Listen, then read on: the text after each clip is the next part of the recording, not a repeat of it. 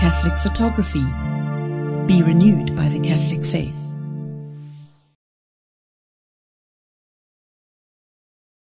Le thème que nous allons aborder ce soir, c'est comment discerner les vrais charismes des faux charismes. En d'autres termes, il s'agit de vous donner des éléments de discernement à la fois pour vous-même, mais également lorsque vous faites face à des phénomènes charismatiques dans une assemblée de prière, sur les réseaux sociaux, peu importe le contexte, je vais vous outiller, en tout cas c'est le but que je me suis donné, pour vous aider à poser un discernement qui soit bon, qui vous évite de vous laisser manipuler, qui vous évite de vous laisser croire que toutes les manifestations viennent de Dieu, hein, que l'on peut voilà. voir Alors, ici. chers frères et sœurs, voici déjà planté le décor concernant le thème de la prédication de ce soir, discerner les vrais des faux charismes. Je pense que ce thème est d'actualité et ce thème vient à point nommé. Alors, comment faire le tri, comment discerner les manifestations de l'esprit? Je ne sais pas, est-ce que tu voudrais inviter un frère ou une sœur qui n'est pas encore connecté sur ce direct? Invite quelqu'un, invite un frère ou une sœur pour que cette personne-là puisse discerner, comprendre comment se manifeste, comment savoir que dans tel groupe, c'est vraiment Dieu qui est là-bas, dans telle parole, c'est vraiment Dieu qui parle. Comment faire le bon tri, comment faire le discernement? Ce soir, nous sommes à l'école du Père Paul-Marie Mba. Je rappelle qu'il est de la communauté des béatitudes responsables de maison de Libreville. Nous lui laissons la parole. Mon père, tout à l'heure, après votre catéchèse, nous aurons un temps de prière, comme nous l'avons annoncé en début d'émission, un temps de prière, et puis nous recevrons votre bénédiction avant de nous séparer. Mon père, vous avez la parole. Amen. Seigneur, notre Père et notre Dieu, nous voulons te bénir pour ce temps de grâce, ce temps de formation, ce temps d'enseignement que tu nous accordes pour que ton peuple soit nourri, enseigné, qu'il reçoive la capacité de discerner ce qui vient de toi, de ce qui est contrefaçon, manipulation, mensonge et tromperie des puissances du mal, des puissances adverses. Seigneur, sois béni de nous avoir offert l'opportunité de donner cet enseignement qui nous tenait particulièrement à cœur. Merci pour la puissance de ton Saint-Nom, merci pour la puissance de ton Saint-Esprit qui nous accompagnera tout au long de cette soirée, tout au long de ce temps d'enseignement. Esprit de lumière, de grâce et de force, je te supplie de nous visiter, de visiter tous ceux qui nous regardent, tous les internautes connectés avec nous pour ce moment, mais également tous ceux qui nous suivront dans les heures à venir, dans les jours à venir, dans les temps prochains. Bénis-les d'avance dans le nom puissant de Jésus. Ouvre leur cœur à l'intelligence de ta parole. Ouvre leur esprit à la connaissance de ton nom, qu'ils ne soient pas fourvoyés, qu'ils ne soient pas manipulés, qu'ils ne soient pas, Seigneur, embrigadés par les puissances du mal qui aiment à fourvoyer ta parole, qui aiment à trafiquer ta parole pour abuser de ton peuple, pour s'emparer du cœur de ton peuple et, Seigneur, te priver du fruit de ta croix, du fruit de ton sang, du fruit de tes larmes, car tu nous as rachetés par ton sang, tu nous as rachetés au prix de tes larmes, tu nous as rachetés au prix de ta mort sur la croix. Par ta mort, la mort a été vaincue, par ta mort, par ton sacrifice, l'enfer a été détruit et dépouillé, par ta résurrection d'entre les morts, tu as établi la lumière de la vérité en ce monde, car tu es vraiment la vérité, tu es vraiment la lumière, le soleil levant qui nous a visités, celui qui chasse les ténèbres de l'ignorance de Dieu et celui qui nous établit dans la connaissance des voies de Dieu et dans le projet de Dieu sur notre vie. Amen, amen, amen. Bien-aimé, le thème proposé à l'enseignement de ce soir est comment discerner les vrais charismes des faux charismes. Alors, je vais traiter ce thème en deux parties. La première partie, on va dire qu'elle va consister tout simplement à une énumération d'un certain nombre de faits que tout le monde peut constater sur les réseaux sociaux, mais également dans certaines églises et qui sont troublants et qui ne peuvent ne pas poser question et donc qui nous amènent à donner des critères de discernement pour que dans un moment culturel qui est marqué par l'œcuménisme, la volonté pour les croyants de prier ensemble, ou parfois on peut penser que tout se vaut, eh bien on peut être facilement emporté, balayé et perdre des repères par rapport à sa foi catholique. Alors, la deuxième partie ne parlera pas, va nous permettre plutôt de donner les éléments de l'enseignement au plan personnel, mais également au plan de la vie de l'Église pour poser un discernement sur ces phénomènes. Voilà donc les deux grandes parties de mon intervention de ce soir. Alors, je commence par la première partie. Ce que nous allons dire, c'est, pour celui qui prend un peu le temps de regarder ce qui se fait ici et là, à gauche, sur les réseaux sociaux, je crois qu'il ne manquera pas d'être étonné, il ne manquera pas d'être surpris par tout cette, on va dire, effervescence de charisme, cette effervescence de phénomènes charismatiques que l'on étale, on peut dire à longueur de jour, sur la toile, de manifestations plus ou moins extraordinaires, parfois des manifestations aussi un peu délicates. Hein. Je m'explique. On peut voir quelqu'un qui est projeté par terre, qui se tortille partout, et puis, bon, on le filme et on le met à visage découvert sur tous les réseaux sociaux. Mettons-nous un peu à la place de celui qui vivrait un tel phénomène. Ce n'est pas toujours pour le bien de sa réputation, ce n'est pas toujours pour sa bonne renommée. Donc, cette manière de faire peut déjà en elle-même choquer, elle peut en elle-même déjà être l'objet d'une critique, voire l'objet d'un discernement. Mais par-delà simplement ce petit phénomène qui n'est, on peut dire, qui est mineur, il y a des phénomènes encore plus troublants, encore plus étranges, hein, et je m'en vais simplement les énumérer. Par exemple, il n'est pas inhabituel de voir des gens qui s'autoproclament prophètes et qui revendiquent de la manière la plus ferme possible, avec renfort de publicité, ce titre de prophète. Et parfois, lorsqu'on observe leurs pratiques, on est troublé. Hein. J'ai vu par exemple sur les réseaux des films de gens, de prophètes qui lavent leurs fidèles avec des boissons gazeuses. Des gens qui se font purifier, non pas avec de l'eau bénite, mais avec du Coca-Cola, avec du Fanta, avec de la bière, avec des boissons de marque. Des gens également, ça aussi on peut le trouver sur la toile, des femmes qui se font déshabiller en public et qui se font même laver par des soi-disant hommes de Dieu pour les purifier de la malchance, pour les purifier de toutes sortes d'envoûtements. On peut également voir sur certaines vidéos qui circulent des cas où même dans ces pratiques-là, on ne va pas seulement jusqu'à déshabiller des personnes, des mères de famille, des jeunes femmes, des femmes, on peut dire devant des assemblées entières, mais on va jusqu'également avoir des attouchements avec leur corps, avec leur nudité. Ça peut aller même dans certaines églises, et des films comme ça ont circulé ici et là, jusqu'à des pratiques de rasage, où un soi-disant homme de Dieu déshabille quelqu'un et puis il commence à couper tous les poils de son corps jusque dans les parties intimes. On voit également des scènes où, et c'était aussi également un film qui m'a choqué, on voit un homme de Dieu dans une église, il s'immerge dans un fût d'eau et il est en sous-vêtements, il s'immerge dedans pendant quelques secondes, puis il se relève, il est toujours dans son fût d'eau et il fait boire à l'assemblée qui est là, ce taux-là. Les gens viennent en rang, un peu comme on va à l'Eucharistie, il prend un verre d'eau dans le fût dans lequel il reste toujours plongé à moitié, il plonge son gobelet, il les fait boire et les gens continuent à chanter, à louer comme si cela était sans poser question.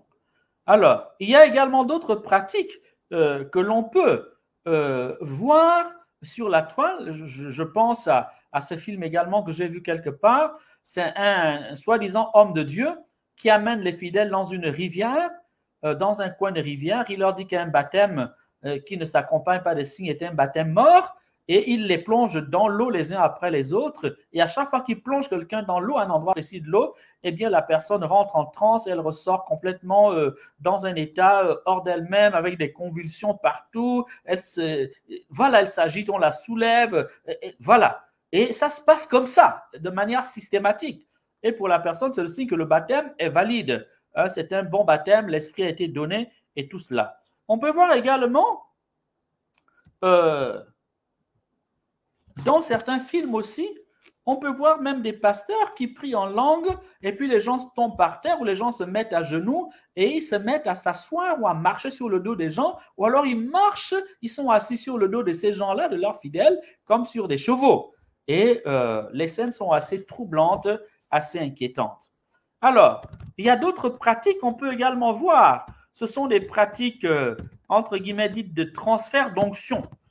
Où quelqu'un enlève sa veste, il frappe une foule avec, la foule tombe, ou bien il enlève sa veste, il te la met sur le corps et tu rentres en transe, tu commences à t'agiter, tu vas dans tous les sens. Voilà encore une autre pratique que l'on peut rencontrer sur les réseaux sociaux et qui se fait dans certaines soi-disant églises.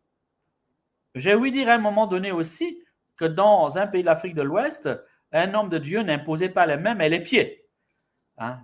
Les fidèles devaient se coucher et ils devaient passer sur leur corps, ils mettaient leurs pieds à l'endroit de leur maladie et certains témoignaient en disant qu'ils avaient été guéris.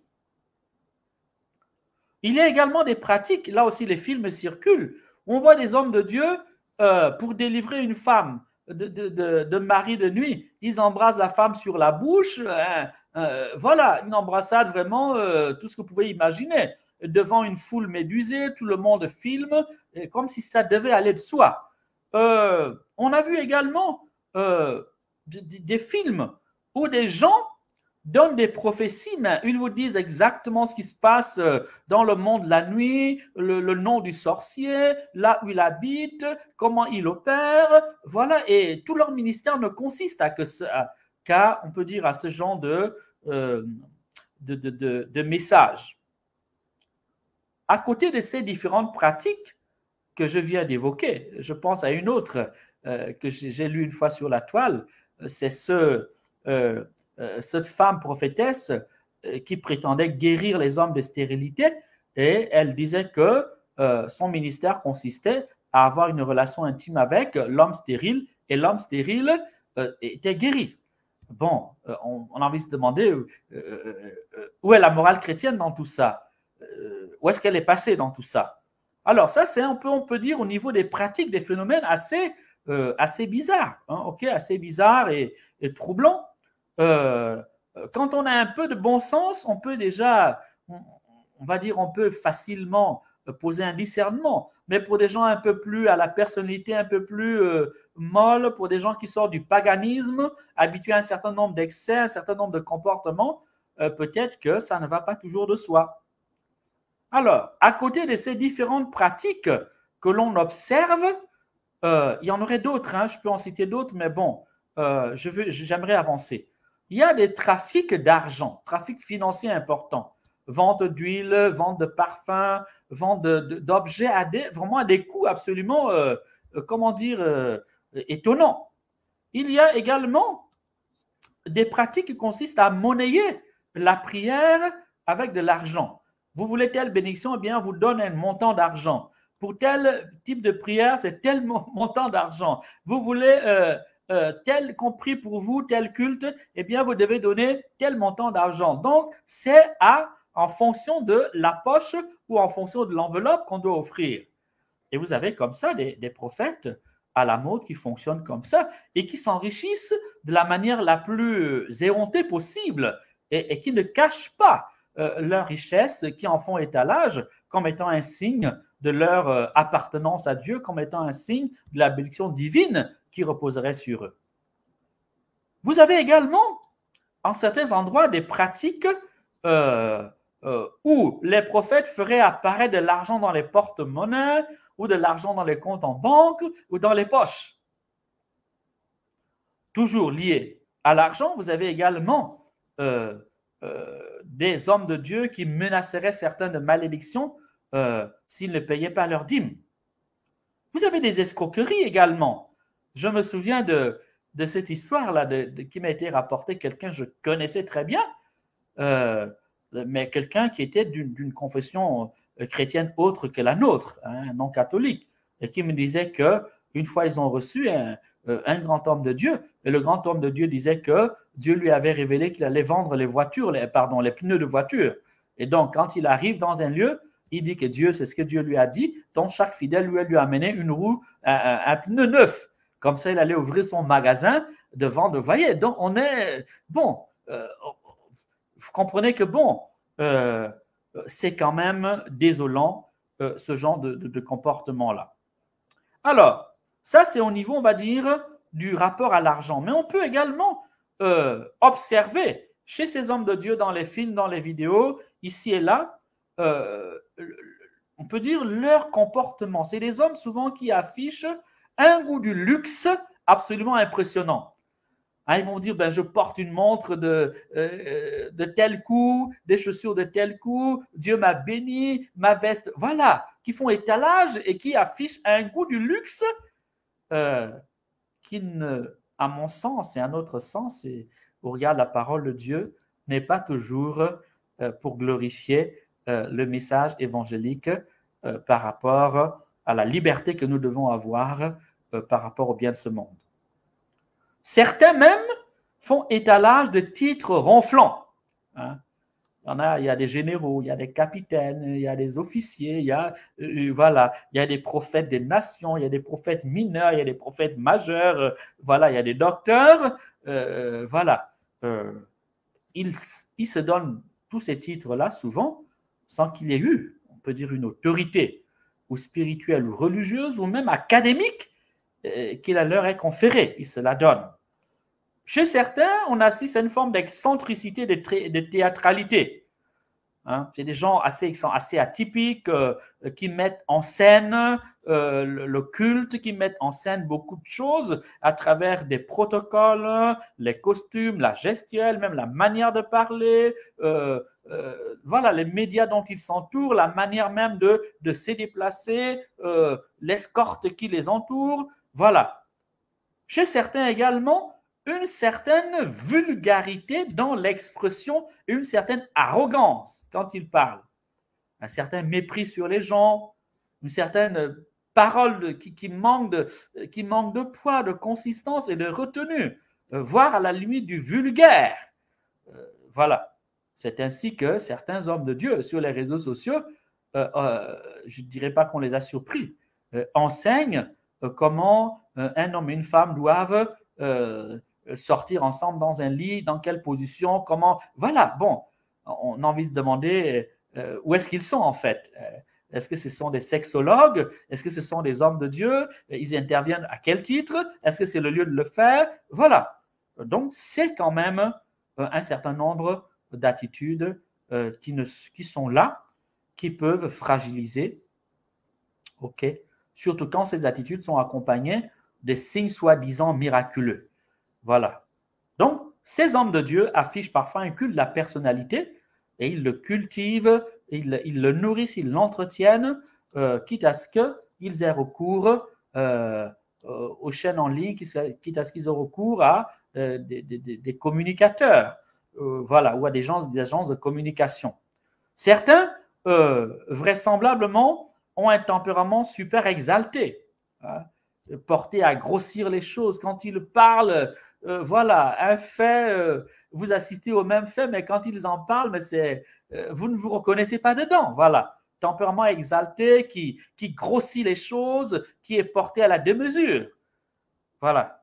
Et simplement, je suis toujours au niveau de l'observation. Hein. Quand on regarde tout ça de près, il y a souvent manifestement un manque d'équilibre dans la manière de faire, dans la manière de dire, dans la manière d'opérer. Ça, c'est au niveau donc des faits, ce que l'on peut voir sur les réseaux sociaux ici et là, ou ce qui peut nous être rapporté, mais les photos existent, les films existent, il suffirait de faire une petite recherche en ligne et l'on serait tout à fait étonné de voir certaines choses. Alors, au niveau de l'enseignement, certains de ces hommes de Dieu qui ont un certain aura, dans certaines églises, ou soi-disant églises, n'hésitent pas à enseigner la polygamie, oubliant que dans l'Ancien Testament, elle était à peine tolérée et que le Nouveau Testament a remis les choses selon le projet initial du Créateur. Certains vont même enseigner le vol astral, le voyage astral, qu'ils peuvent sortir de leur corps, mus par l'esprit pour aller visiter leurs fidèles. D'autres font des séances dites de consultation prophétique, mais qui, quand on les analyse, ressemblent tout simplement à de la voyance. D'autres encore prétendent être la couverture spirituelle de leurs fidèles. Si tu es dans mon église, plus jamais tu ne seras attaqué par les puissances du mal, par les sorciers. Je vais te protéger, comme si ils étaient l'ange gardien des fidèles. La Bible dit, 1 Jean 4, le verset 1, 1 Jean 4, le verset 1, « Ne vous fiez pas à tout esprit, ne vous fiez pas à tout esprit, mais éprouvez les esprits pour voir s'ils viennent de Dieu. Ne vous fiez pas à tout esprit, mais éprouvez les esprits pour voir s'ils viennent de Dieu. » Voilà 1 Jean 4, le verset 1. Ce texte est très important. Il est très important parce que déjà, il nous met sur la piste. Il nous dit que quand il y a un phénomène dit charismatique, quand il y a un phénomène dit spirituel, quand il y a un phénomène dit mystique, eh bien, l'attitude du croyant n'est pas une attitude, on va dire, de crédulité. C'est une attitude de discernement. Car lorsqu'il y a un phénomène spirituel, ce phénomène spirituel a possiblement 3 sources. La première source, c'est l'esprit de l'homme. La deuxième source, c'est l'esprit mauvais. La troisième source possible, c'est l'esprit de Dieu. Et parfois, les esprits peuvent se mêler. Il peut y avoir une action de Dieu et après l'action de Dieu, le démon vient pour détruire, pour embrouiller, il se manifeste. Mais également, quand Dieu est en train d'agir, parce que l'être humain n'est pas toujours docile à l'action divine, eh bien, l'être humain, à cause de son tempérament ou à cause d'une certaine fébrilité ou à cause d'une certaine ignorance, ou alors une volonté de puissance, ou alors une volonté de se faire voir, ou alors à cause d'un trait de caractère, l'humain peut lui-même venir embrouiller l'action du Seigneur qui est à l'œuvre quand celle-ci est authentique. Voilà, on va de retenir cette première leçon. Le chrétien n'est pas un être crédule qui avale tout, qui croit en tout. Voilà. Même la parole de Dieu, nous ne la recevons qu'avec discernement. Et c'est Jésus lui-même qui nous met sur la piste. Quand le démon tente Jésus, il le tente avec la parole de Dieu. Le chapitre 4 de l'évangile de Matthieu, le verset 1 et ceux qui suivent. Il tente. Le Verbe fait chair. Celui qui est la parole vivante. Celui dont les Écritures rendent témoignage. Celui, on peut dire, qui anime les Écritures et il le tente avec les Écritures. Si Jésus avait dit oui, c'est écrit, faisons comme ça, eh bien, vous comprenez, il aurait été infidèle à sa mission, il se serait prosterné pour adorer le diable. Donc, la parole de Dieu elle-même nous invite à ne pas être des hommes et des femmes crédules qui gobent tout, sans discernement, qui prennent tout pour argent comptant. Dans 2 Thessaloniciens, le chapitre 2, le verset 9, 2 Thessaloniciens, le chapitre 2, le verset 9, la Bible dit, sa venue à lui l'impie aurait été marquée par l'influence de Satan, de toute espèce d'œuvre de puissance, des signes et de prodiges mensongers.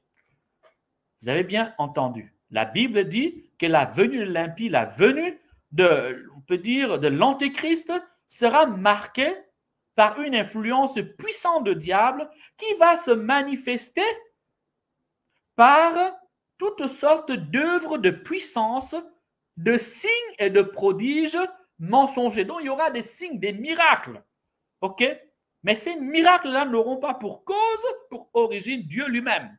Ils seront le fait de l'esprit de mensonge le fait du singe de Dieu, parce que les pères appellent souvent le diable le singe de Dieu.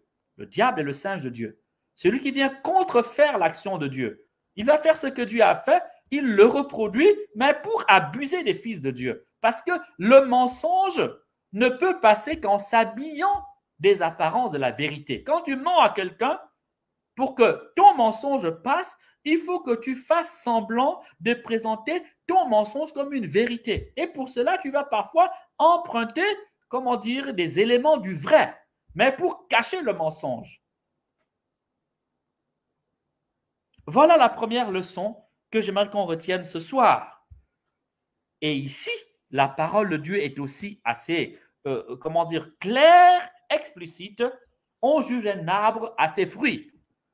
Mais ici, les seuls fruits ne sont pas les signes, les prodiges, les miracles. Parce que l'autre moment culturel, même dans la Bible, hein, même à l'époque de Jésus, les hommes en raffolent. Tous ceux qui viennent au Christ ne viennent pas au Christ pour se laisser instruire, pour se laisser vraiment sauver, pour que le Christ soit le Seigneur de leur vie. Ce que disait mon Seigneur la dernière fois. C'est facile d'accepter Jésus comme sauveur.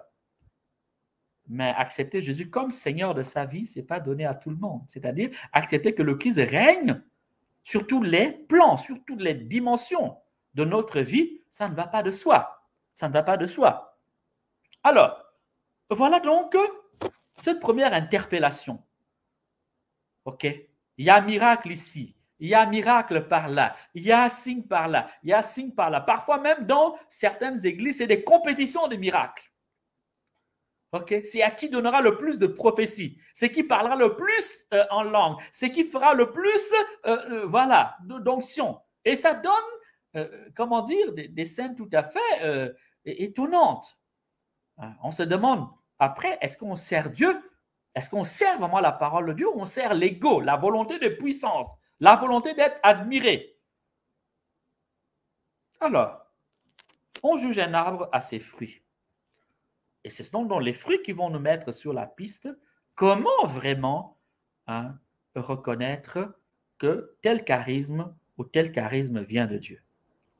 Alors, j'aimerais déjà vous rappeler que la notion de discernement renvoie à la notion de jugement.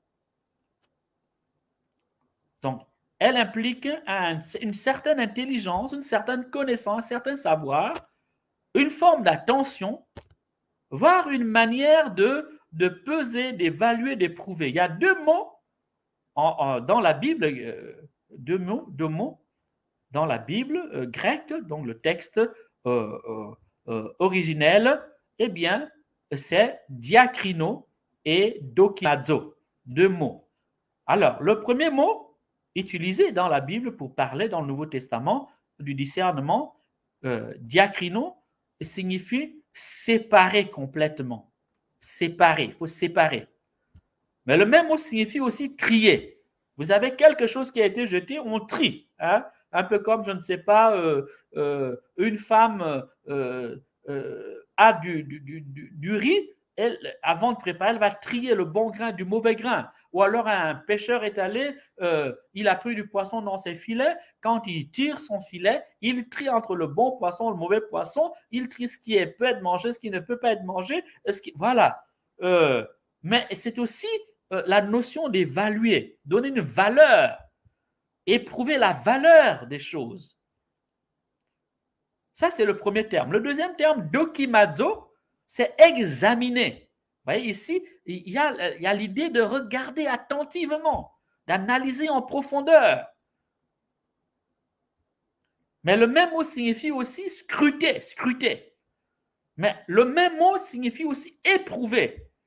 Voilà. Donc, éprouver, faire passer l'épreuve, voir si ça va tenir, résister à l'épreuve. On examine en profondeur, on scrute, on analyse, mais en même temps, on fait passer l'épreuve pour voir si c'est quelque chose de solide, quelque chose de durable. Du coup, la notion de discernement nous montre déjà qu'on ne peut pas faire l'économie de la connaissance de la parole de Dieu et cette parole de Dieu dont l'Église est l'interprète officielle. C'est l'Église qui nous donne la bonne interprétation de la parole de Dieu. C'est l'Église qui a été mandatée pour enseigner cette parole. Elle est la gardienne de la parole. C'est elle qui nous donne la juste interprétation. Et même quand si un individu peut interpréter, l'Église confirme cette interprétation-là. Voilà. Parce que c'est le charisme dont l'a doté le Seigneur lui-même, charisme apostolique. Alors, cette notion de discernement, le terme dokimazo, cette notion-là est empruntée au langage des changeurs. Dans le monde antique, le mot était utilisé pour expliciter, pour décrire le travail que fait les gens qui étaient assis au bureau de change pour changer l'argent. Tu amènes une monnaie, par exemple, en CFA, l'autre amène, je ne sais pas, une monnaie en euros, et au moment de changer, il va vérifier que ce n'est pas de la fausse monnaie. Donc, il prend la pièce, il pique, il le plie, il vérifie. Vous voyez, pour bien vérifier que la pièce que tu remets, c'est une pièce d'argent, ce n'est pas une pièce trafiquée, ce n'est pas de la fausse monnaie. Voilà. Donc, l'origine même du terme nous met sur la piste. Nous met sur la piste. Alors, on peut distinguer trois formes de discernement. Trois formes de discernement. Premier discernement, c'est le discernement doctrinal. Le deuxième discernement, c'est le discernement expérientiel. Le troisième discernement, c'est le discernement charismatique.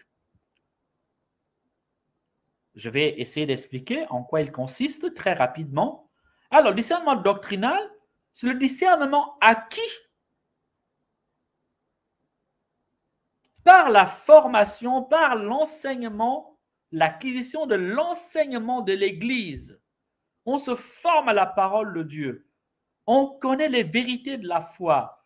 On connaît les grandes vérités de la foi. On comprend les grands mystères de la foi. Vous voyez, l'intelligence est impliquée. Le jugement est impliqué. On acquiert la pensée du Christ. Et cela se fait grâce, on peut dire, l'enseignement de la parole de Dieu, la lecture de la parole de Dieu, mais la lecture de la parole de Dieu accompagnée également de l'enseignement officiel de l'Église. Alors, en disant cela, on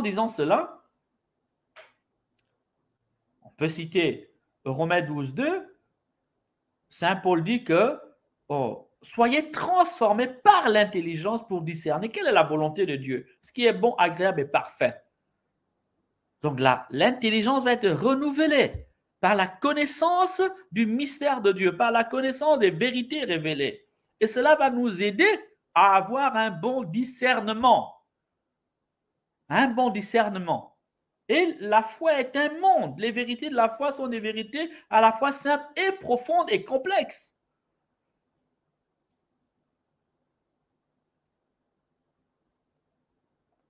Dans le psaume 119, le verset 66, « Enseigne-moi le bon sens et l'intelligence. » Enseigne-moi le bon sens et l'intelligence. Dans Philippiens, chapitre 1, le verset 9 à 10, il nous est dit d'entrer dans une pleine intelligence pour discerner, pour être capable de discerner la volonté de Dieu. Bref, il s'agit ici du discernement qui est le fruit de l'appropriation de l'enseignement de la foi. Je me forme aux vérités de la foi. Je me forme à la parole de Dieu. Je me forme à l'enseignement de l'Église. Et cela me donne un certain savoir, une certaine compétence. Cela vient éclairer mon jugement quand je suis devant certaines situations, quand je suis devant un certain enseignement, quand je suis devant certains orateurs, quand je suis devant certaines pensées ou une pensée ou un enseignement, je peux dire, ça là, ça ne fait pas partie de ma foi. Tiens, ça là, ça ne cadre pas avec notre enseignement ou avec la morale chrétienne. Parce que mon jugement, parce que j'ai acquis une certaine information, parce que j'ai acquis un certain savoir, parce que j'ai acquis une certaine connaissance des mystères de Dieu. Alors, on va avancer. Deuxième type de discernement, c'est le discernement acquis par l'expérience. Lui, il provient du chemin intérieur que l'on a fait. Il est issu des expériences que l'on a accumulées pendant des années. Quelqu'un qui a vécu sa foi depuis 20 ans, fidèle, vit des expériences. Dieu l'enseigne intérieurement. Il comprend, il passe par certaines étapes dans la foi. Il vit certaines épreuves. Il comprend mieux de l'intérieur certaines choses. Et si c'est quelqu'un qui est docile à la voix de Dieu, si c'est quelqu'un qui marche selon l'Esprit de Dieu, Dieu l'enseigne intuitivement. Dieu l'enseigne du dedans. Donc, il est un peu comme un guide. Il va acquérir comme un certain sens des choses de Dieu. Il va acquérir une certaine expérience des choses de Dieu qui fera que facilement, il pourra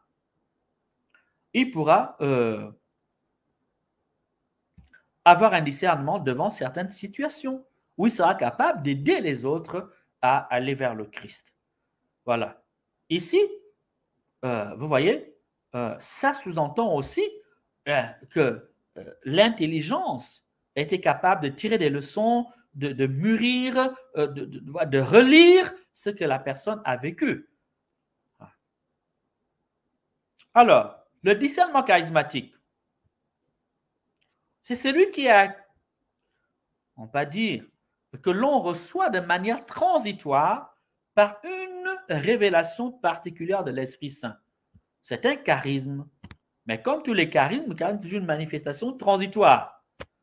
C'est on peut dire, une lumière surnaturelle, une connaissance qui nous est donnée surnaturellement, de manière transitoire, et qui permet à une personne de connaître la nature des esprits à l'œuvre dans une circonstance, à l'œuvre dans une situation, ou à l'œuvre devant certains phénomènes spirituels ou charismatiques. Ce n'est pas donné à tout le monde. D'ailleurs, même ce charisme est assez rare. Voilà. Il faudrait lire ici 1 Corinthiens 12, le verset 10. L'apôtre Paul parle de ce charisme de discernement des esprits. Les esprits, vous devez, je me répète, devant un phénomène spirituel, il y a toujours au moins, possiblement 3 esprits à l'œuvre, l'esprit de Dieu, l'esprit diabolique et l'esprit de l'homme, c'est-à-dire moi. Quand quelqu'un prétend agir charismatiquement, ça peut être lui-même qui simule, ça peut être des pouvoirs psychiques, ça peut être son intuition, mais ça peut être aussi des esprits diaboliques qui agissent par lui, mais comme ça peut être aussi l'esprit de Dieu qui agit par lui. Donc le charisme des esprits permet de discerner intuitivement par une révélation surnaturelle, une lumière que Dieu accorde à l'esprit de la personne. Ça peut être sous forme de vision, ça peut être sous une locution interne, ça peut être sous forme d'un pressenti, ça peut être sous forme d'une perception, ça peut être une image, ça peut être même, un film, un flash, ok, une certitude de foi.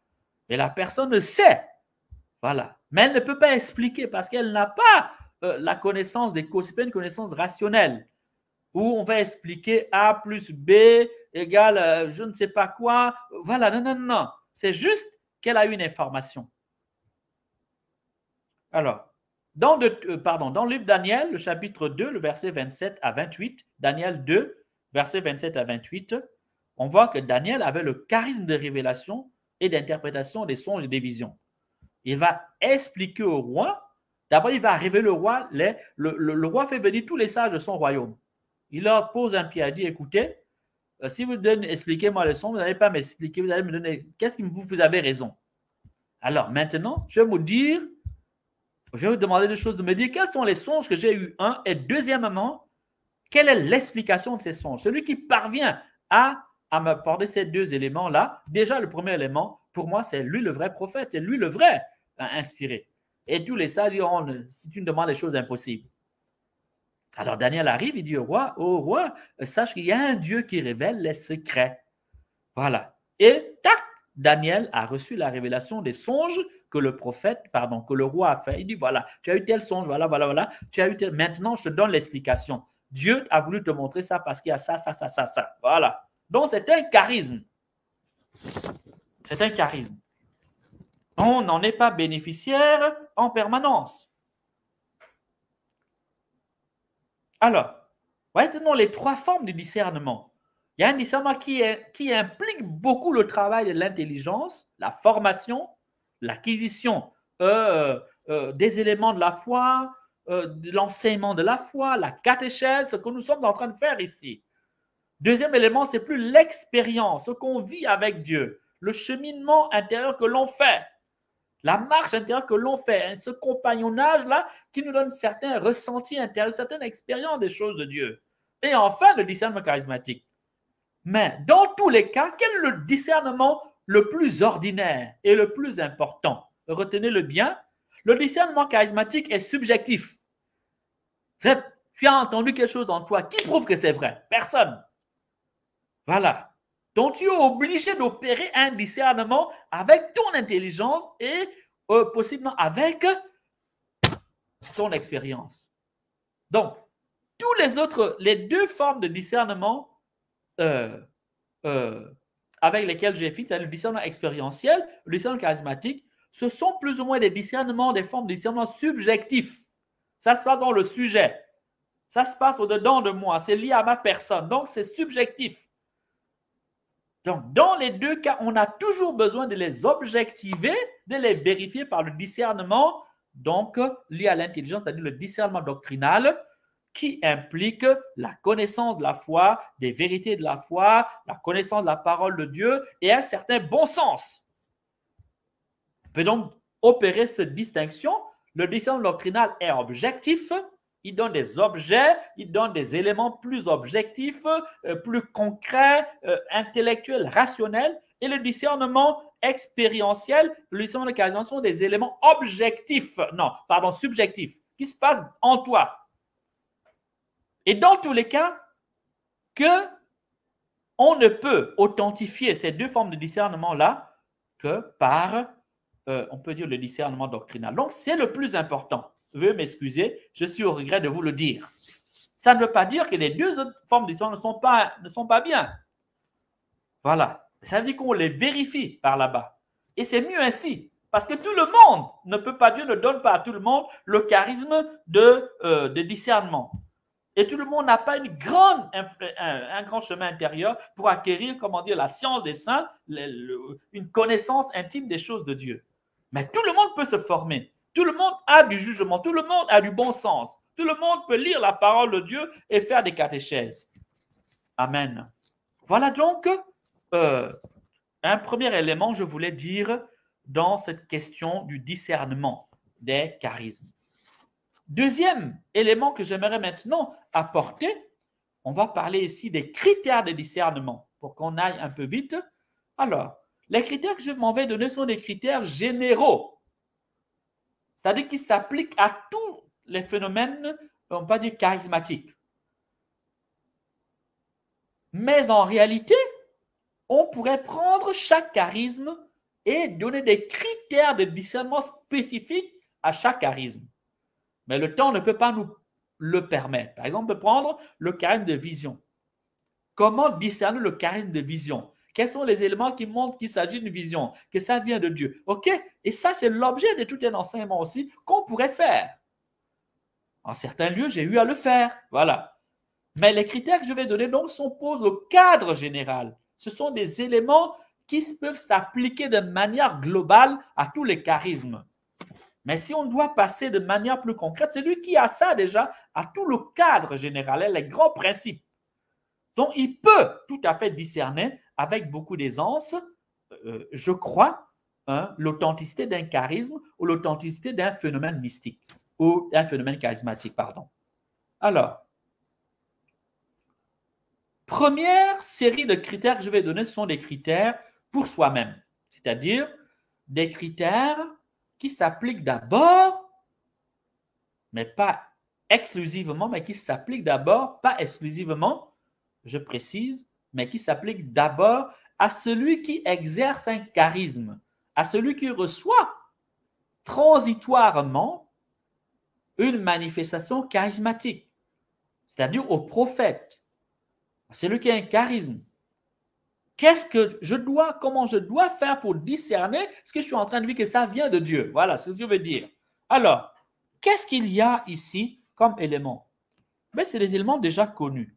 Quand Dieu opère dans un cœur, que Dieu parle à quelqu'un, que Dieu donne une motion de foi, une motion, comment dire, une inspiration, elle s'accompagne toujours de la paix de l'âme, d'une joie intérieure. Ce n'est pas une excitation, c'est une joie très profonde dans les profondeurs de l'âme. Et d'un amour, amour de Dieu. Et j'ai envie de dire aussi amour du prochain. Mais c'est en profondeur, ce n'est pas émotionnel, ce n'est pas à fleur de peau, ce n'est pas je m'excite, je saute comme on le voit, ça n'a rien à voir, ça se passe au-dedans de l'âme. Car comme dit l'Écriture, l'esprit se joint à notre esprit. L'amour de Dieu est répandu dans le cœur par le Saint-Esprit. Quand Dieu se manifeste à nous, il ne rejoint pas sur le plan des émotions, il nous rejoint d'abord sur le plan de l'âme, sur le plan des profondeurs de l'âme. Et la jonction de ces profondeurs de l'âme et nous, ce sont des facultés mentales, l'intelligence, la volonté, la mémoire, voire même les sens internes. Donc, c'est pas, voilà, parce que Dieu n'est pas matériel. Les adorateurs, c'est en esprit qu'on l'adore. C'est donc un contact d'esprit et un esprit dans les profondeurs de la personne.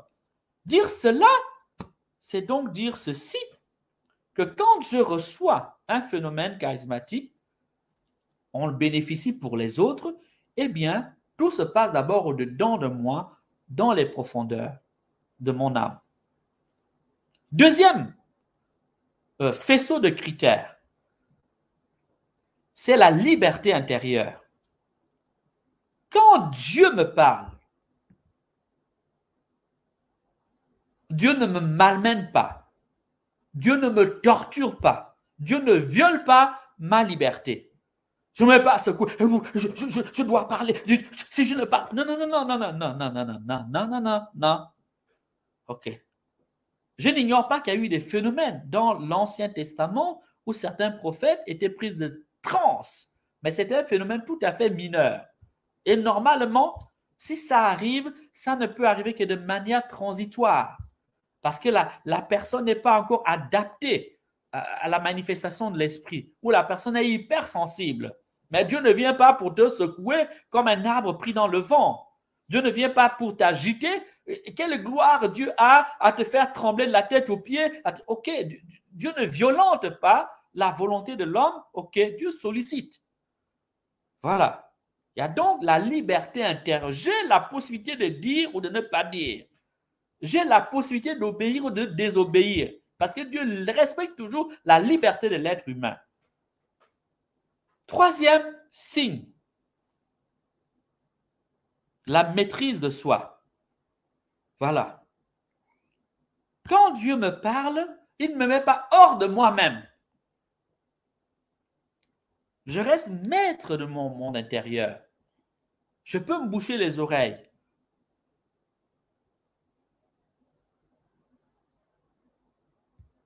Et ici, je pense au livre comment dire, du prophète Jonas. Dieu lui a parlé, mais il décide d'aller ailleurs. Oui, OK. Voilà. Dieu va le rattraper autrement par des circonstances. La sobriété. Quand Dieu parle, Dieu est sobre. Dieu ne vient pas te tenir un discours mystico-philosophico, je ne sais pas quoi, ou psychologique. Vous voyez, il va parler des grands termes, des grands... Non. Dieu parle de manière très sobre, presque comme un enfant. Regardez les évangiles. Regardez les évangiles. Ça, c'est le langage de Dieu. OK? La parole est simple. Elle est brève, elle est courte. Elle est, comment dire, voilà, accessible à tout le monde. Mais quand vous avez quelqu'un, une vision, je vois la cour des anges, ils ont des ailes bleues, rouges, noires. OK. Bon, vous comprenez, l'imagination a pris le relais. OK. Et quand c'est comme ça, il y a un manque de sobriété implique toujours que soit la personne a beaucoup d'imagination, soit ça ne vient pas de Dieu. Si elle a beaucoup d'imagination, peut-être que la révélation peut être authentique, mais elle rajoute avec ça. OK. Voilà. Autre élément de discernement, lorsqu'on reçoit, c'est l'humilité et la pauvreté de cœur.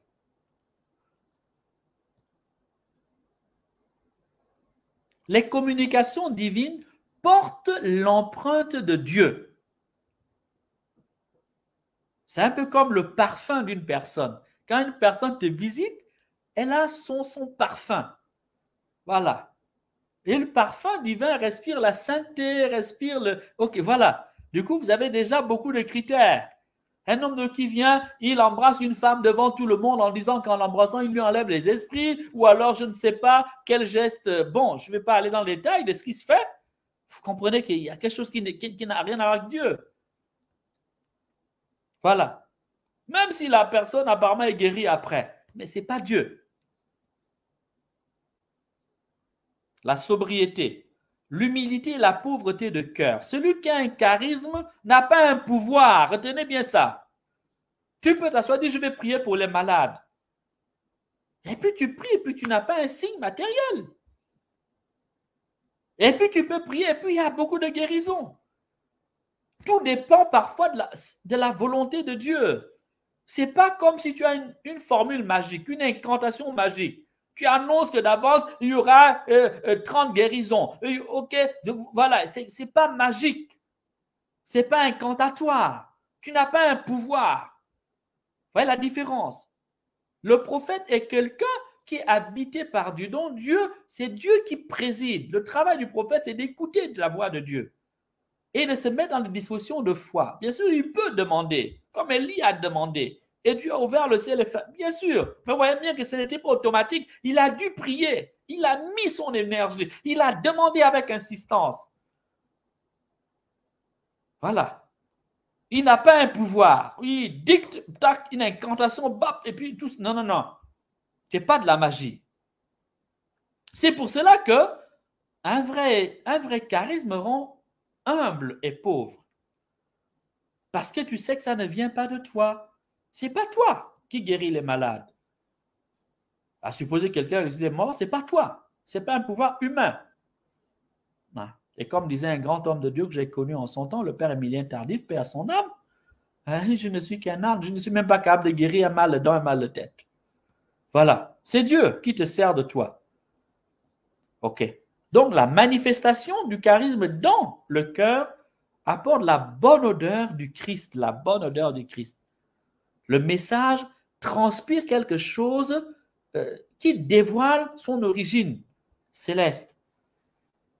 L'humilité, la pauvreté. Voilà. Je ne suis pas maître, je ne suis pas un grand quelqu'un. Je ne suis pas devenu un homme superbement puissant, superbement grandiose. Tout le monde doit se mettre à genoux devant moi. On doit me faire des courbettes parce que j'ai une prophétie ou parce que... Non, non, non, non, ça ne m'appartient pas. Ça ne m'appartient pas. Un vrai prophète peut tout à fait prier et puis ne peut rien entendre, ne rien recevoir.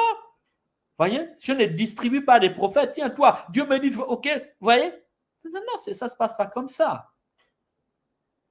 Vous avez vu le ministère, vous avez vu Jésus se balader en distribuant des prophéties à gauche, à droite? Et les gens, ils rentrent dans une maison et ton enfant, il sera comme ça. Ton frère est comme ça. C'est de la voyance, enfin, ou bien alors c'est de la manipulation. Le charisme est toujours une manifestation transitoire. Dans un contexte, on ne sait pas pourquoi, Dieu donne un message. Puis il y a des jours, tu pries, tu t'attends à ce que Dieu te parle, et puis Dieu ne parle pas.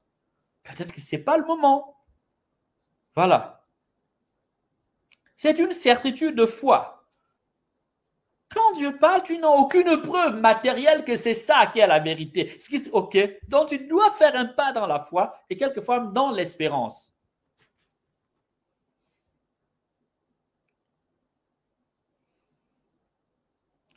Et quand tu reçois aussi un phénomène charismatique, il faut qu'il soit accordé à l'enseignement de la foi. Tu dois le vérifier. Ah tiens, j'ai reçu le message, Dieu m'a parlé, Dieu m'a dit ceci. Mais est-ce que Dieu m'a dit là, est-ce que ça correspond à l'enseignement de la foi? Est-ce que cela peut se vérifier dans les évangiles, dans la parole de Dieu, dans l'enseignement de l'Église? Tu dois le vérifier toi-même déjà. Voilà donc on peut dire, le premier faisceau d'éléments qui permettent de discerner. Celui qui reçoit le charisme, qui donc bénéficie du charisme à mettre au service des autres, peut déjà discerner à lui, mais déjà même les gens qui sont autour de lui peuvent aussi discerner. Alors, 1 Corinthiens 14, le verset 27 à 29. 1 Corinthiens 14, le verset 27 à 29. L'apôtre Paul dit ceci, que 2 ou 3 parlent, c'est-à-dire que 2 ou 3 prophétisent, chacun à son tour, et que les autres discernent. Ah, tu as entendu? Non, mais j'ai déjà discerné. C'est Dieu qui m'a... Je ne peux pas me tromper. C'est pas ce que dit l'apôtre Paul. Il dit, ok, si tu es prophète, fais tes prophéties, mais les autres doivent discerner. Donc, tu fais ton discernement. Si tu estimes que ça vient de Dieu, ok, fais. Mais c'est aux autres qu'il revient le devoir de discerner si ça vient de Dieu ou ça ne vient pas de Dieu. Amen. Amen, amen, amen, amen, amen. Voilà, il faut mettre des cœurs. Si tu me suis, mets des cœurs, mets des petits cœurs. Voilà. Mets des petits cœurs, j'aimerais les voir. Mets des cœurs, mets des cœurs, mets des cœurs, mets des cœurs.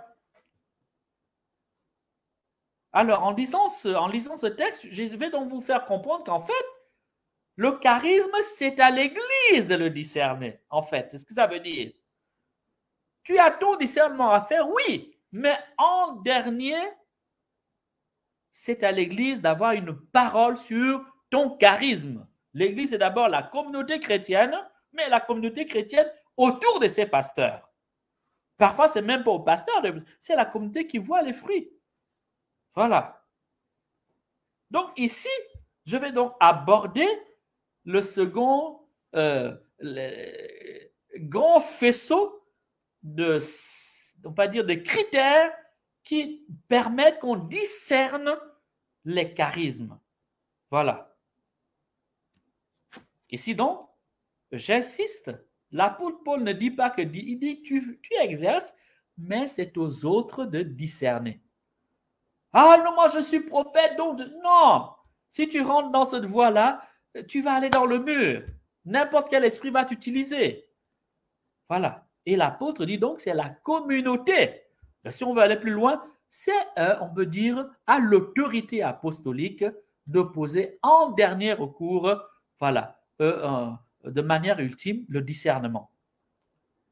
Alors, quels sont ici les critères qui permettent à l'Église, dans la communauté de foi, au groupe de prière ou à la paroisse ou au pasteur de poser un discernement? Ça ne doit être pas j'aime pas les charismes ou j'aime les charismes. Ça ne se passe pas à ce niveau. Ce n'est pas j'aime pas. Non, c'est une donnée de foi. Les charismes font partie de l'enseignement de la parole de Dieu et de l'enseignement de l'Église. Ici, je pourrais vous citer Lumen Gentium, le numéro 12 et Lumen Gentium, le numéro 4. Je vais les lire.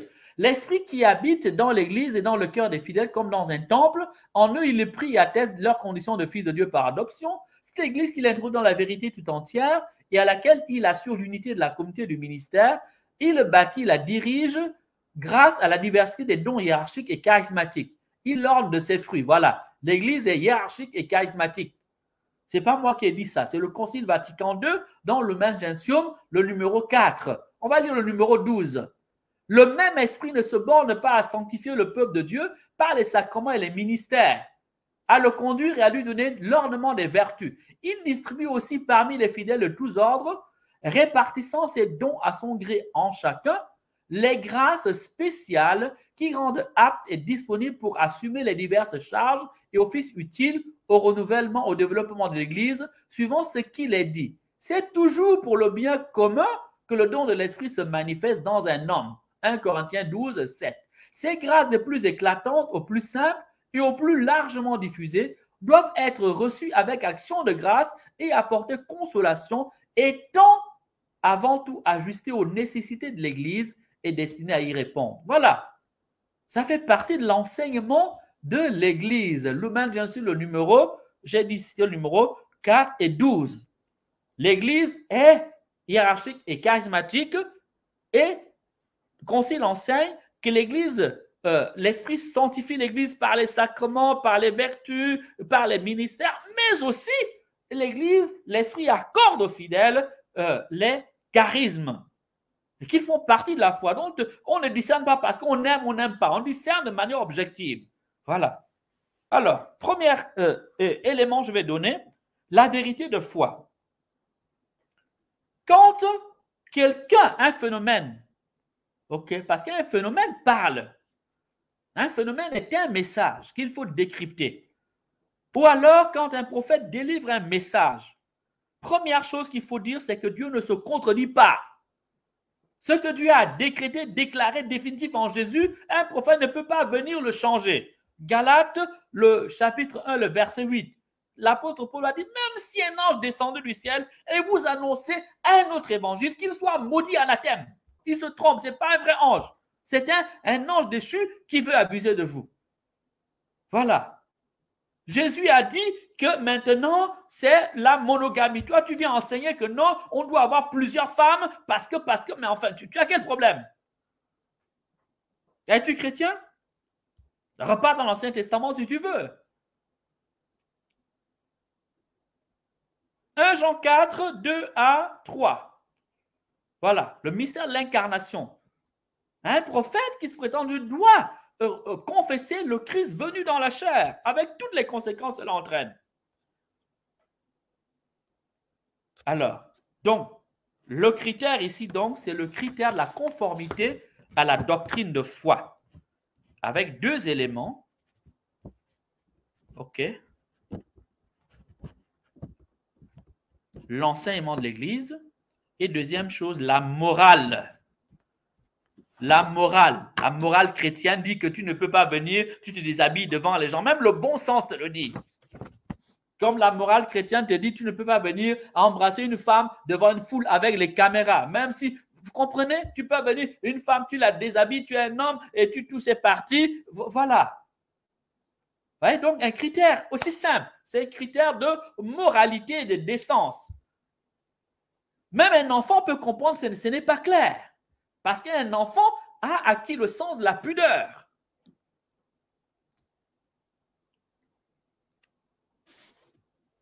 Deuxième élément, j'espère que vous avez compris donc, ce que tu as, la révélation que tu as, est-ce que c'est conforme à la parole de Dieu? Mais comme la parole de chacun peut l'interpréter comme il veut, est-ce que c'est conforme à l'enseignement de l'Église? La parole de Dieu existe avant toi, l'Église existe avant toi. Et la Bible est le livre de l'Église par excellence. Deuxième élément, pour le bien de tous. 1 Corinthiens 12, 7, la Bible dit, à chacun la manifestation de l'Esprit est accordée pour le bien de tous. Ok, il dit que c'est un charisme. Mais est-ce que le charisme là sert au bien des autres ou bien se sert du charisme pour sa gloire personnelle? Il se construit il achète des avions, il achète plein de voitures. Maintenant, il bâtit des cités, des maisons à gauche, à droite. Il s'affiche comme l'homme le plus riche de la cité. Voilà, tout ça là sur le dos des fidèles. Parce qu'il a un charisme. Mais la Bible dit que le charisme est accordé pour le bien des autres, pas pour mon bien. Donc le charisme est au service des autres. Mais si je me sers d'un charisme pour devenir l'homme le plus riche, l'homme de Dieu le plus riche, qui rivalise avec les bandits de ce monde, les voleurs de ce monde, ok, et les hommes d'affaires de ce monde, bon, ça pose quand même question du point de vue de ce que la parole de Dieu nous enseigne. Voilà. La Bible dit dans les derniers temps, les hommes seront égoïstes et habiles de l'argent, même les hommes de Dieu. Voilà, donc ce n'est pas un bon signe. La même parole de Dieu enseigne 1 Corinthiens 13, 4, que la charité ne fanfaronne pas. Il utilise le charisme pour fanfaronner, pour s'afficher, pour dire que c'est lui, l'homme puissant, puissamment oint, et qui, ok, voilà, vous comprenez? Marc 10, 45, Matthieu 20, 28, la Bible dit, le Fils de l'homme est venu pour servir et non pour se servir. Quand le charisme sert à se servir et à se servir des autres comme des objets, hein, comme une entreprise qui m'enrichit, eh bien, vous comprenez qu'il y a un problème. Voilà. Si vous avez un peu de discernement, vous allez comprendre que ce n'est pas clair. Il doit donc servir les autres. Donc, et de ce faisant, il entre dans l'orbite du mystère de la charité. Si je n'ai pas la charité, je ne suis rien. La charité ne consiste pas à s'enrichir sur le dos des fidèles, mais à mettre les talents, les dons que Dieu nous a mis au service des autres, quitte à ce que cela entraîne nécessairement une désappropriation de soi, un appauvrissement de soi-même. Aujourd'hui, il est bon entendre, dès que quelqu'un a un petit charisme, il va construire son église. Même c'est quelqu'un qui n'avait aucune situation humaine, aucune compétence humaine, vous allez voir que 6 mois après, boum, il est dans les grosses voitures, boum, il a les grandes maisons, et il écrit que, voilà, en fait, il utilise, si le don est authentique, parce qu'il peut ne pas être authentique, si le don est authentique, en fait, il a détourné le charisme de son but. Le but, c'est de servir les autres, pas de nous servir. Il faut le dire. Voilà. Parce que les églises se multiplient. Il y a plus d'églises que d'hôpitaux. Il y a plus d'églises que parfois dans ces de bars. Les gens les construisent parce qu'ils veulent utiliser le nom de Dieu pour devenir riches. C'est de la cupidité.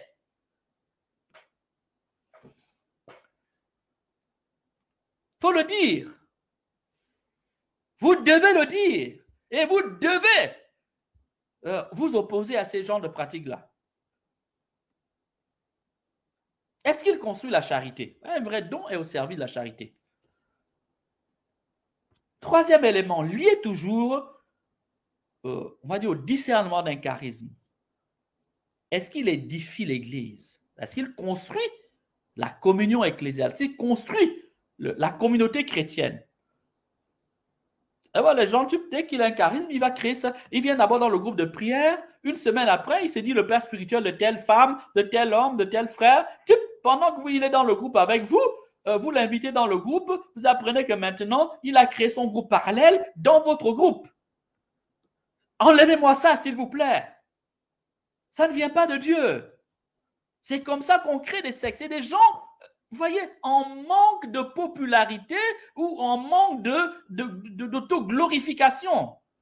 Et souvent aussi, c'est des gens qui viennent finalement, qui ne servent pas les fidèles, mais qui veulent se servir des fidèles pour avoir de l'argent ou pour avoir de l'aura. Voilà.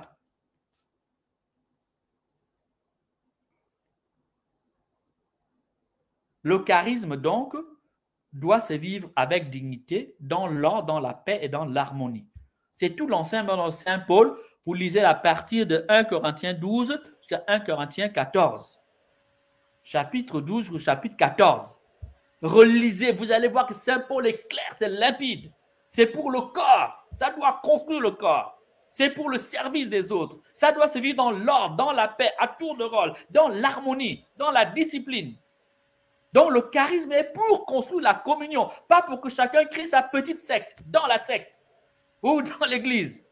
Voyez, le principe ne trompe pas. Dieu rassemble, le démon divise. Et vous voyez comment ça, des églises naissent tous les soirs, tous les matins. Et même dans certaines communautés chrétiennes, quelqu'un vient, il crée son groupe. Voilà.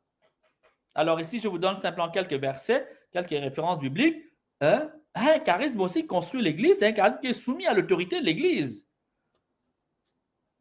1 Corinthiens 12, le verset 28 à 30, Éphésiens 4, 11 à 16, 1 Corinthiens 14, 40. Quatrième point, élément de discernement important. Il y a un accord entre le signe et le message révélé, c'est-à-dire la parole de Dieu. Un miracle est quelque part un message silencieux.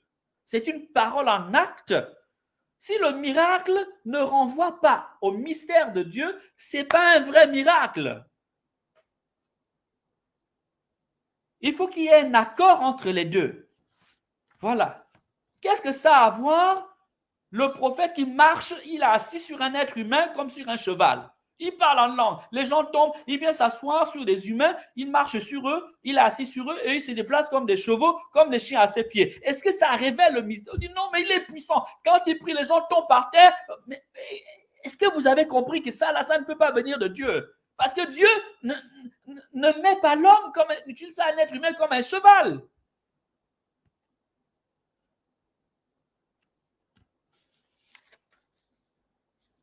Parfois, on ne sait pas comment parler, enseigner la foi. Comment enseigner la foi? Parce qu'il y a des choses qui sont élémentaires. Il y a donc toujours une cohérence entre le miracle et la parole divine. Car le miracle est une parole, un message, un signe. Dieu nous parle par les actions et par les paroles. Donc, le miracle est normalement une action. Et cette action-là, elle-même est un message. Mais quand tu décryptes le message, tu te rends compte que ça n'a rien à voir avec la morale chrétienne, ça n'a rien à voir avec l'enseignement chrétien, ça n'a même rien à voir avec le caractère de Dieu, la manière dont Dieu se comporte et agit avec l'homme. Ah non, mais c'est que ça ne vient pas de Dieu. Voilà. Dieu nous parle par les actions et les paroles. Je cite le Concile Vatican II, Dei Verbum, le numéro 2. Il ne faut donc jamais déconnecter. Si vous allez à la recherche des miracles, vous allez les hommes de Dieu parce que des miracles, vous vous trompez. Vous serez manipulés. N'importe quel magicien va jouer avec n'importe quel sorcier déguisé en homme de Dieu va jouer avec vous. Quatrième élément de discernement, la maîtrise de soi. 1 Corinthiens 14, 32, l'esprit des prophètes est soumis aux prophètes. L'esprit des prophètes est soumis aux prophètes. L'homme de Dieu est un homme qui a du bon sens, qui est équilibré. Mais c'est quelqu'un qui est dans l'extravagance, dans les bizarreries, perte de contrôle. Il est dans plus ou moins extatique, dans des transes, voire il est violent verbalement. Je me souviens de cet homme de Dieu qui en plein culte a giflé quelqu'un. Voilà. Parce que la personne ne voulait pas témoigner. Vous vous rendez compte? Il n'y a qu'en Afrique qu'on peut voir de telles choses. En Europe, on te met en tôle. On te met en tôle. C'est une agression. Mettez-vous à la place de cette femme. Peut-être elle est mariée, elle a les enfants. En public. Violence verbale et physique. Ça, c'était donc la maîtrise de soi. L'esprit des prophètes est soumis aux prophètes. Donc, ça veut donc dire que le charisme s'exerce avec sagesse, avec prudence, avec équilibre, avec retenue. Il ne produit pas des hommes bizarres. Extravagants, bizarres, incontrôlés, comme des fous, quoi. Il y a les gens, quand ils parlent en langue, vous avez l'impression que qu'il est fou. Il n'est pas normal. Cinquième élément, l'erreur. Un prophète se reconnaît à la réalisation de ses prophéties. Chaque année, il vous annonce que ta situation est réglée. Et tous les ans, tu es encore là. Non, cette année-là, c'est l'année de ton année, tu es fille, tout est réglé, c'est OK. Voilà, j'ai la prophétie pour toi. Dieu m'a dit, c'est OK. 10 ans plus tard, tu es toujours là. Deutéronome 18, 21 à 22, un prophète qui annonce une prophétie qui ne se réalise pas, ben c'est un faux prophète. Et il faudra regarder certains hommes de Dieu à la mode ici qui ont donné des grandes prophéties. Les gens qui ont donné des prophéties sur le Gabon qui devait être en guerre. Il y a des gens qui ont donné des prophéties sur la fin du Covid. Le Covid n'était même pas fini, même sont même partis avec le Covid. 2 ans après, le Covid n'était pas parti. Il y a des gens qui ont annoncé la mort de chefs d'État qui ne sont jamais morts. Il y a des gens même qui ont prophétisé la fin des guerres ou le changement de tournure d'une guerre. Ça ne s'est jamais passé. Récemment, quelqu'un avait annoncé qu'en France, la prochaine chef d'État, ce serait une femme. Les élections sont finies.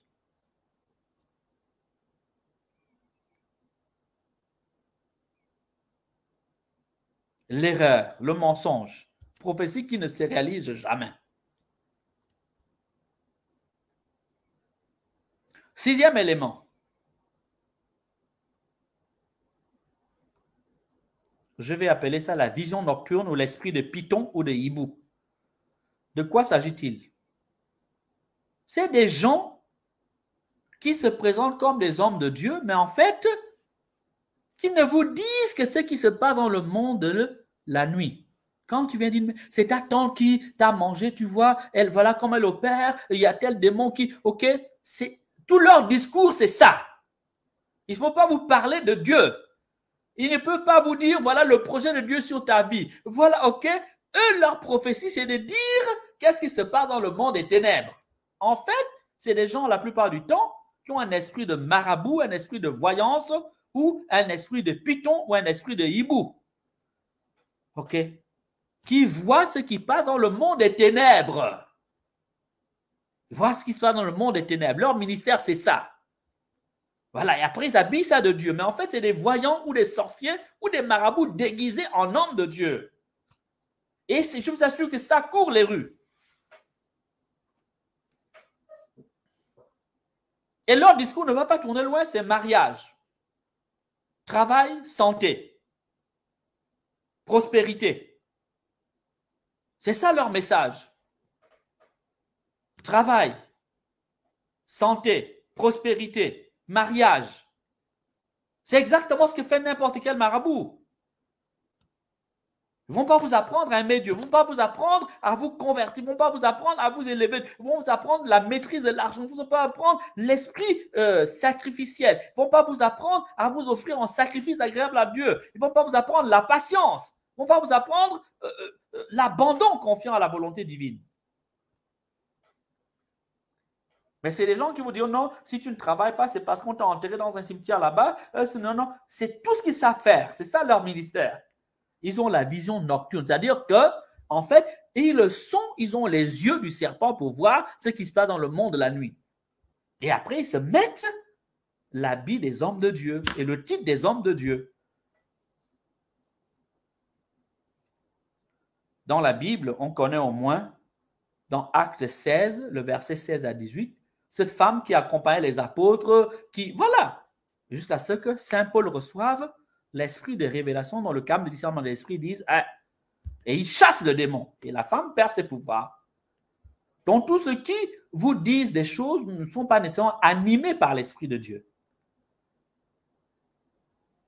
Dans 1 Corinthiens 14, le verset 3, la Bible dit, celui qui prophétise, édifie, exhorte et console. Le prophète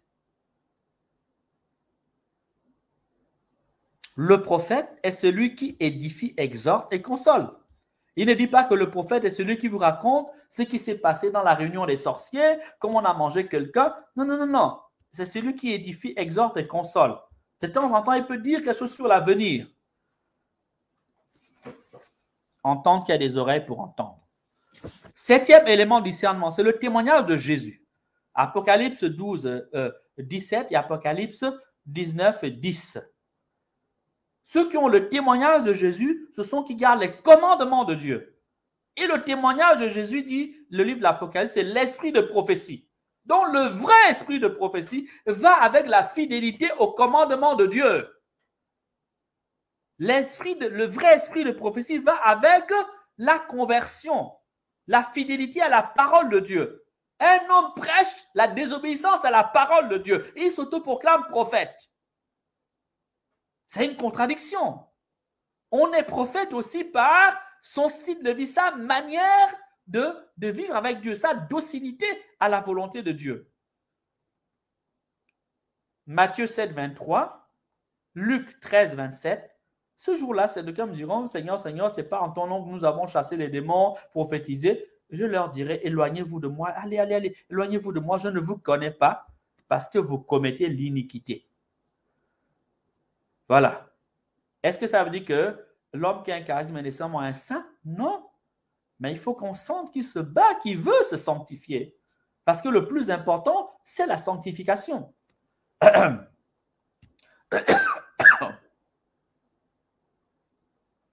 Huitième point, la soumission à l'Église. L'obéissance. La Bible dit 1 Samuel 15, 22, l'obéissance vaut mieux que les sacrifices. Voilà. Proverbe 15, 33, l'humilité précède la gloire. L'humilité précède la gloire. Éphésiens 4, 11 à 16, 1 Corinthiens 12, 28, 30, 1 Corinthiens 14, 40. C'est aux apôtres c'est aux apôtres. Donc, c'est à l'autorité apostolique incarnée par le ministère des évêques et leurs collaborateurs, les prêtres et les diacres, que revient le rôle, comment dire, de discerner et de construire la communauté de foi. Bien sûr, le prophète a sa place. Voilà, mais jamais en désobéissance. Quel est l'esprit qui anime celui qui va créer son église? Vous avez entendu dans l'Ancien Testament qu'un vrai prophète est allé créer sa religion? Je n'ai jamais vu ça dans l'Ancien Testament. Un vrai prophète de Dieu, même s'il était persécuté par les prêtres, persécuté par l'ordre religieux, persécuté par les rois, par les peuples, ils ne sont jamais allés créer une autre religion, une autre communauté de foi. Mais aujourd'hui, les gens prétendent avoir l'Esprit de Dieu, mais dès qu'ils ont l'Esprit de Dieu, les charismes, ils vont créer leur église, leur boutique.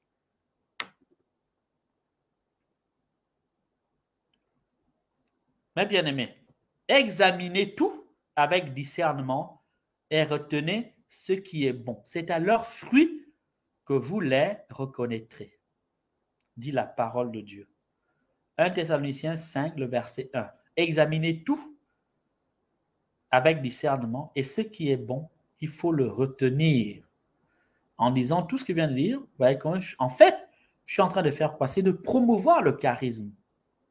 C'est de promouvoir les dons de Dieu. Parce que sinon, le démon nous embrouille. Mais quand vous avez ces critères-là, vous avez un homme de Dieu qui vient et déshabille une personne en public, un homme de Dieu qui vient, je ne sais pas, pose tel acte, un homme de Dieu, il enseigne quelque chose qui, même s'il fait des miracles, dès lors qu'il enseigne quelque chose qui est contre la morale, les commandements, les 10 commandements de Dieu, ou il enseigne quelque chose qui ne va pas l'enseignement de la foi, ça ne vient pas de Dieu, même s'il ressuscite les morts. Alors, je finis. Les charismes sont donc des dons de Dieu qu'il ne faut pas déprécier. Il convient de ne pas déprécier les dons de Dieu. Donner des critères de discernement, c'est aider à examiner, à voir ce qui est faux pour l'écarter, à récupérer ce qui est bon pour le cultiver. 2, il faut utiliser les charismes dans l'Église, pour le bien de l'Église, pas pour créer des églisettes, pas pour diviser l'Église. Le charisme est un don accordé à quelqu'un, à un membre de l'Église, pour construire l'Église, pas pour diviser l'Église, pas pour fonder de nouvelles églises, pas pour que chacun utilise le don de Dieu pour devenir riche, millionnaire ou milliardaire.